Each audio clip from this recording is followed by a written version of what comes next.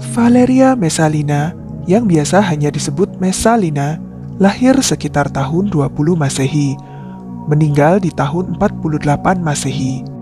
Ia adalah istri ketiga dari Kaisar Claudius. Messalina adalah anak dari Domitia Lepida the Younger dan sepupunya Marcus Valerius Messala Barbatus. Messalina adalah sepupu dari Kaisar Nero, sepupu kedua dari Kaisar Caligula, serta cicit keponakan dari Kaisar Augustus. Kehidupan Messalina sebelum pernikahannya dengan Claudius tidak banyak diketahui. Messalina menikah pada usia 15 tahun dengan Claudius yang adalah sepupu Messalina yang berusia 48 tahun ketika mereka menikah. Mereka kemudian memiliki dua anak, yaitu Claudia Octavia yang lahir antara tahun 39 atau 40 Masehi, yang kelak menjadi permaisuri, saudara tiri, dan istri pertama Kaisar Nero, dan anak yang kedua adalah Britannicus. Ketika Kaisar Caligula meninggal pada tahun 41 Masehi, Garda Praetoria menyatakan Claudius sebagai Kaisar Romawi yang baru, dan Messalina pun menjadi permaisuri. Semua penulis Romawi yang menulis tentang Messalina menggambarkannya sebagai seorang nimfomaniak. Di Roma kuno, gambar Ratu Valeria Messalina adalah simbol kesombongan dan amoralitas. Dia pasti adalah salah satu wanita yang paling menarik dan paling cantik pada masanya. Rumor mengatakan bahwa Messalina memiliki lebih dari 150 kekasih termasuk pengawalnya. Pada malam hari, dia suka menyelinap keluar dari istana kekaisaran saat Claudius sedang tidur.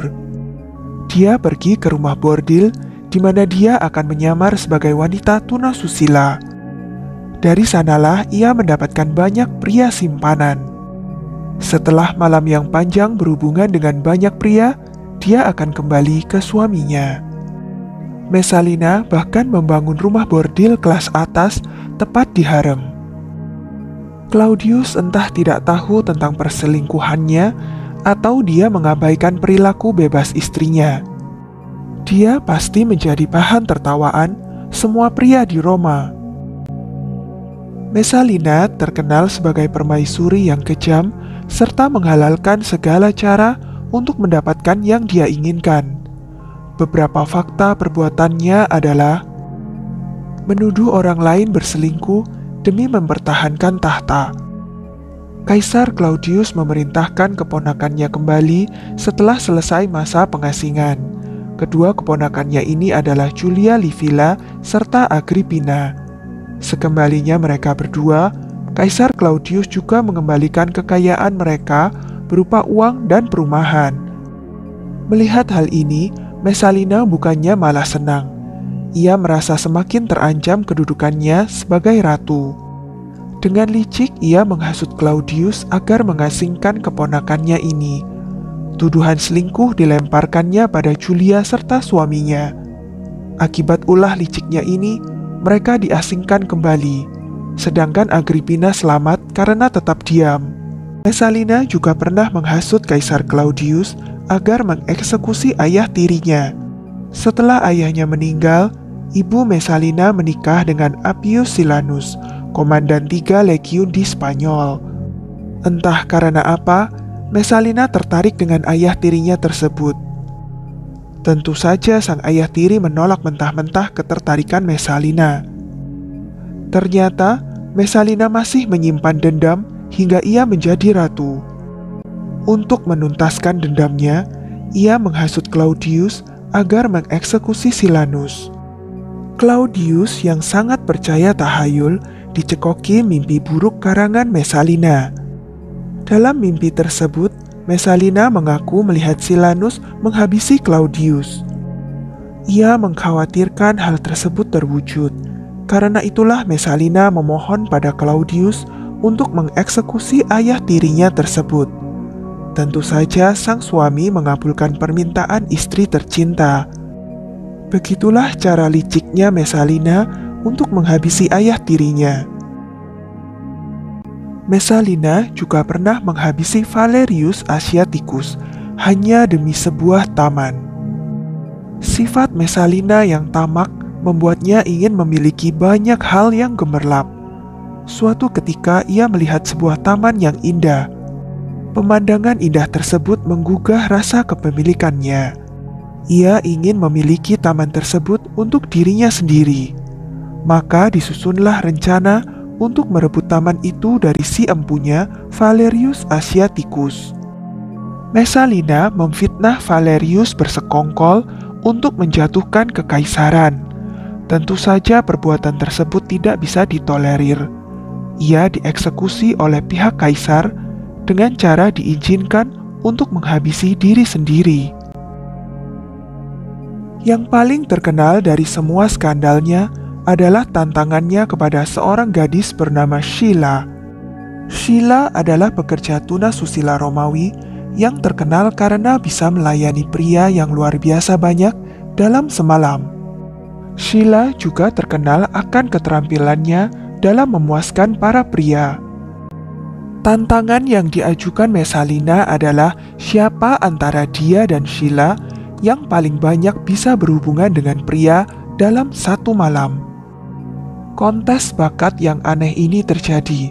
Sepanjang malam, Messalina dan Scylla berhubungan dengan banyak pria. Ketika pagi menjelang, Scylla harus menyerah karena kelelahan. Tetapi Ratu Messalina terus bertempur dengan pria-pria Romawi yang menunggu gilirannya. Bahkan saking banyaknya yang antri, sang ratu berhubungan hingga akhir keesokan harinya. Dan akhirnya Messalina menang dengan selisih 25-24. Kegilaan Messalina tidak hanya sampai di situ saja. Ia pun memaksa kekasihnya, Gaius Silius, mantan konsul, untuk menceraikan istrinya agar bisa dimilikinya seutuhnya. Namun, fakta bahwa Gaius Silius menuruti keinginannya tidak memuaskan Messalina, yang kemudian membujuknya untuk menikahinya. Dan ketika Kaisar Claudius sedang dalam perjalanan ke Ostia, mereka mengadakan upacara pernikahan dan menyembunyikannya dari Kaisar. Namun, salah satu anggota istana Claudius berbicara dengan Claudius. Meski tak berani mempercayai kebenarannya, namun pada akhirnya Kaisar Claudius harus menghadapi kenyataan bahwa ratu tercintanya ingin menghabisinya agar kekasihnya bisa naik tahta. Claudius juga tidak tahan terhadap penghinaan terang-terangan dari Messalina dan Gaius Silius terhadap ritual dan hukum di seluruh negeri. Gaius kemudian dieksekusi karena perzinahan, dan Messalina kemudian dipanggil menghadap Kaisar. Menyadari dia telah melakukan kesalahan, Messalina memohon kepada Claudius untuk menyelamatkan nyawanya. Claudius yang seperti biasa cenderung memaafkan istrinya, tetapi penasihatnya memerintahkan Messalina untuk menghabisi dirinya sendiri. Panik dan menyesal, Messalina tidak punya alasan untuk membela dirinya. Akhirnya dia mundur ke Taman Lucullus, di mana dia akhirnya bertobat dan merenungkan bagaimana caranya untuk menenangkan kemarahan suaminya. Menghadapi jalan buntu, Messalina berusaha untuk menghabisi dirinya sendiri sebanyak 2 kali, namun gagal. Seorang uskup tiba-tiba menyerbu ke dalam taman, dan dengan putus asa menghunus pedangnya lalu diarahkan ke Messalina. Messalina pun seketika meninggal. Begitu Claudius mendengar berita kematian Messalina, dia acuh tak acuh. Dia tidak menunjukkan penyesalan, kesedihan, atau kelegaan.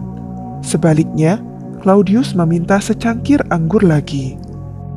Setelah itu, Senat Romawi mengeluarkan dekrit yang bernama Kutukan Ingatan untuk menghapus semua bukti kehidupan Messalina. Demikian kisah tentang Messalina, sang ratu kerajaan Romawi yang telah melakukan hal-hal yang sangat menjijikkan.